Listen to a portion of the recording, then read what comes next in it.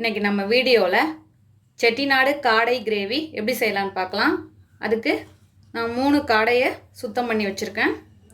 நல்லா வாஷ் பண்ணி எடுத்துக்கோங்க.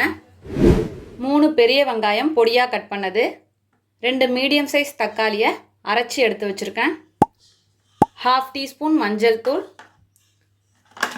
1/2 டீஸ்பூன் தனி மிளகாய்த்தூள், 2 டீஸ்பூன் மல்லித்தூள், 1 டீஸ்பூன் மிளகுத்தூள், ஒரு 3 டேபிள் ஸ்பூன் அளவுக்கு தேங்காய் துருவி இதை எடுத்து அரைச்சி இது போல் பால் எடுத்துக்கோங்க. 1 டேபிள் ஸ்பூன் அளவுக்கு இஞ்சி பூண்டு பேஸ்ட் எடுத்துருக்கேன்.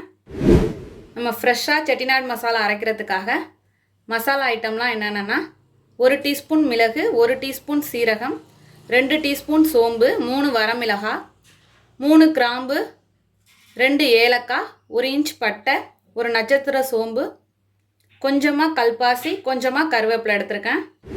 தாளிப்புக்கு 1 டீஸ்பூன் சோம்பு, 1 நட்சத்திர சோம்பு, 2 கிராம்பு, 2 ஏலக்காய், 2 வரமிளகாவை உடைச்சி வச்சுருக்கேன், கொஞ்சமாக கருவேப்பிலை, உப்பு தேவையான அளவு, எண்ணெய் தேவையான அளவு. இப்போ எப்படி செய்யலான்னு பார்க்கலாம். ஒரு கடாய் வச்சுட்டு ஹீட் பண்ணிக்கலாம். இதில் நம்மளோட மசாலாஸ்லாம் சேர்த்துக்கலாம். சீரகம், மிளகு, சோம்பு எடுத்து வச்சுருக்க செட்டிநாடு மசாலா ஐட்டம்ஸ் சேர்த்துப்போம். மீடியம் ஃப்ளேம்லேயே இருக்கட்டும். நல்லா வாசனை வர வரைய வறுத்துக்கோங்க. நான் எண்ணெய் எதுவுமே சேர்க்கலை, நல்லா வறுத்துக்கோங்க. அந்த கருவேப்பிலை மொறு மொறுன்னு வர்ற அளவுக்கு வறுத்து எடுத்துக்கலாம். இப்போ நல்லா வறுபட்டுச்சு. இதை ஒரு பிளேட்டில் மாற்றிப்போம். இதுதான் நம்மளோட செட்டிநாடு மசாலா. ஆறுனதும் அரைச்சி எடுத்துகிட்டு வந்துடலாம். இப்போ அதே கடாய் வச்சுக்கோங்க. ஒரு 4 டேபிள் ஸ்பூன் அளவுக்கு கடலெண்ணெய் சேர்த்துருக்கேன்.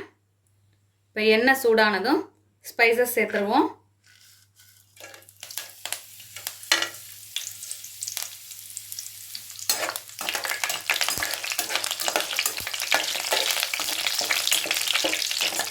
இப்போ சோம்பு நல்லா பொரிஞ்சிடுச்சு. இதில் வெங்காயம்,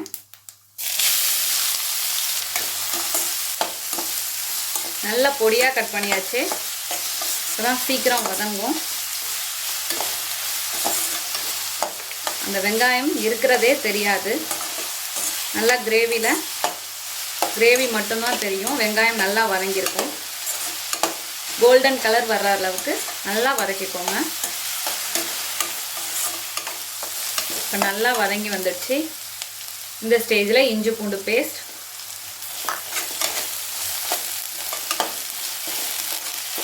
இப்போ இஞ்சி பூண்டு பேஸ்ட் நல்லா வதங்கிடுச்சு. இதில் மசாலாலாம் சேர்த்துடலாம். மஞ்சள் தூள் சேர்த்துக்கோங்க, மிளகாய்த்தூள், மல்லித்தூள்,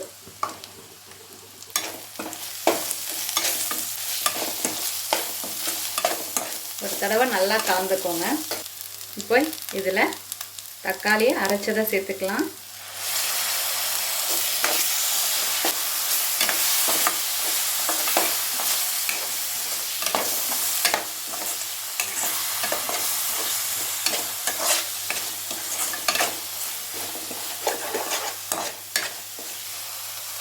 இதில் மிளகுத்தூள்,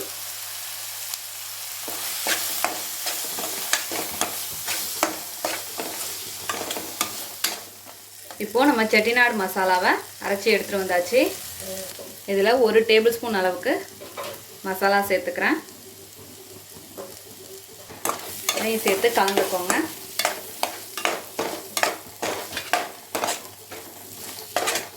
இப்போது இதில் காடையெல்லாம் சேர்த்துடலாம்.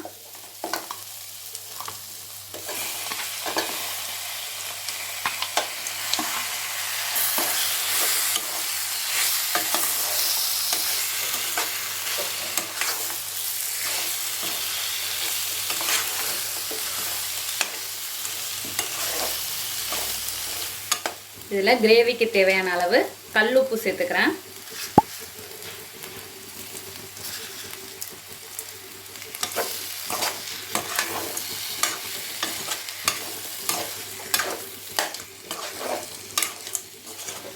இப்போ இதில் கொஞ்சமாக தண்ணி,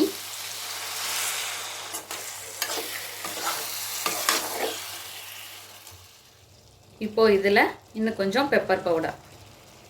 இது ஃப்ரெஷ்ஷாக நான் இடிக்கல்ல இடித்தது.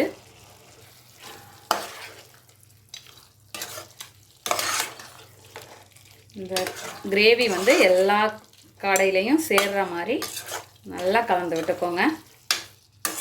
ஃப்ளேமை கம்மியாகவே வச்சுட்டு ஒரு 15 to 20 நிமிஷம் நல்லா ரொம்ப கம்மி பண்ணிவிடுங்க. ஃப்ளேமே சிம்லேயே இருக்கட்டும். ஸ்டவ்வு கம்மி பண்ணிட்டு 15 to 20 மினிட்ஸ் வேகட்டும். அப்புறம் ஓப்பன் பண்ணி காக்குறேன். இப்போ 15 நிமிஷம் ஆகிடுச்சு பாருங்கள். நான் இதை வந்து இடையில கிளறி விட்டுக்கிட்டேன் அடி பிடிக்காமல் இருக்கிறதுக்காக. இப்போது இதில் தேங்காய் பால் சேர்த்துட்டு நல்லா கிளறிக்கோங்க. கடைசியாக கொஞ்சம் பெப்பர் பவுடர்,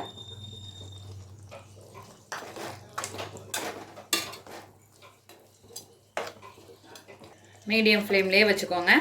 ஒரு 7 நிமிஷம் அப்படியே வேகட்டும். அவ்வளோதான். இப்போ 7 நிமிஷம் ஆயிடுச்சு. ஸ்டவ்வை ஆஃப் பண்ணிடலாம். கடைசியாக கொஞ்சமாக கொத்தமல்லி. அவ்வளோதான். நம்மளோட அருமையான அற்புதமான செட்டிநாடு காடை கிரேவி தயாராகிடுச்சு. இதே போல் நீங்களும் உங்கள் வீட்டில் செஞ்சு பார்த்துட்டு எப்படி வந்துச்சுன்னு கமெண்ட்டில் சொல்லுங்கள்.